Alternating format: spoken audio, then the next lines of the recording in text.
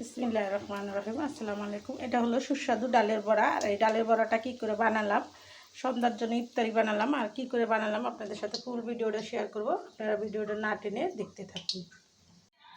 আমি রোজা রাখছি আজকে, একটু ইফতারি বানানো লাগবো। তো এই সবরাতের রোজা, মাসের রোজা না, তাই আমি একটু ইফতার বানানোর জন্য ডালগুলো নিয়েছি। বড়া ভিজিয়ে নেব, বেশি নেবো না, নিয়ে নেবো। তো আমি তো আর একা খেতে পারবো না, সবাই মিলেই খেতে হইব। এটা একটু সস্তা আছে, 80 টাকা কেজি। ছোলা বুটটা 120 টাকা কেজি। তো এই কটাই আমি ভিজিয়ে নিব। আর এটা কী করে বানাবো ইফতারটা আপনাদের সাথে শেয়ার করবো। আপনারা আমার ফুল ভিডিওটা দেখবেন না টেনে।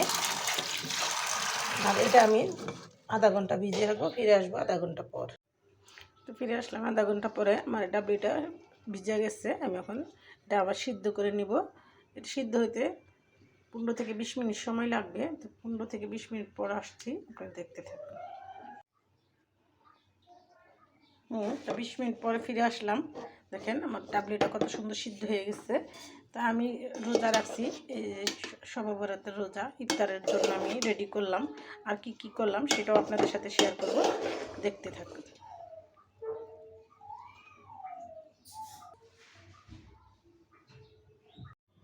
ছোলা সিদ্ধ হয়ে গেছে, আমি এখন পেঁয়াজু বানাবো। আর পেঁয়াজুর জন্য এখানে আমি কাঁচামরিচ বাটা নিয়েছি, ধনে পাতা নিলাম, আর নিব পেঁয়াজ কুচি, দিয়ে দিব শাহি গরম মশলার গুঁড়ো অল্প করে, বেশি দেওয়া যাবে না। দিব জিরার গুঁড়ো সামান্য, আর দিয়ে দেবো সামান্য একটু তেজপাতার গুঁড়ো, দিয়ে দিলাম স্বাদ মতো নুন। আমি ভালো করে কষিয়ে মেখে নেব। তা আমি যাই কিছু করি আপনাদের সাথে শেয়ার করি। আমার ফুল ভিডিওটা আপনারা না টেনে দেখবেন আর এরকম রান্না করে খাবেন। নতুন নতুন ভিডিওতে সাথেই থাকবেন।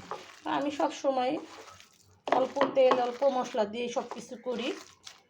আমার ডালটা মাখা হয়ে গেছে, আমি এখন এক এক করে পেঁয়াজগুলো দিয়ে দেব। এখানে আমি তেলটা আগেই দিয়ে দিচ্ছি। পেঁয়াজ বেশি দিলেই এটাকে পেঁয়াজু বলে। আর যেটা নাকি ডালের বড়া, ডালের বড়াতে পেঁয়াজ কম হলেও চলে।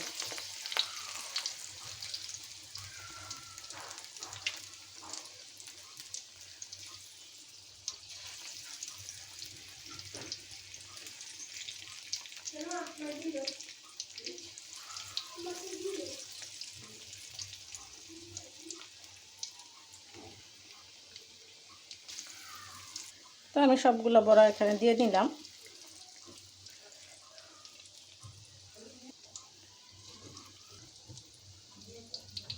পেঁয়াজগুলো এক পিঠো হয়ে গেছে, আমি উঠিয়ে দিব। আর এটাতে কী কী মশলা উপকরণ দিয়ে কীভাবে বানালাম আপনাদের সাথে ফুল ভিডিওটা শেয়ার করলাম।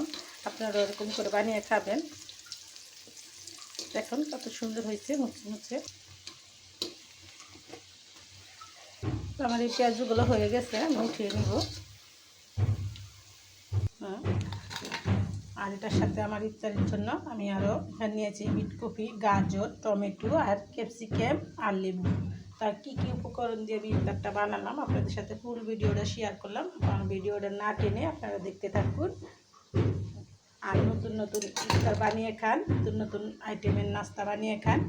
আর ভিডিওটা বড় না করে এখানে রেখে দিলাম। আসসালামু আলাইকুম। হ্যাঁ, সবগুলো ইফতার গুছানো শেষ।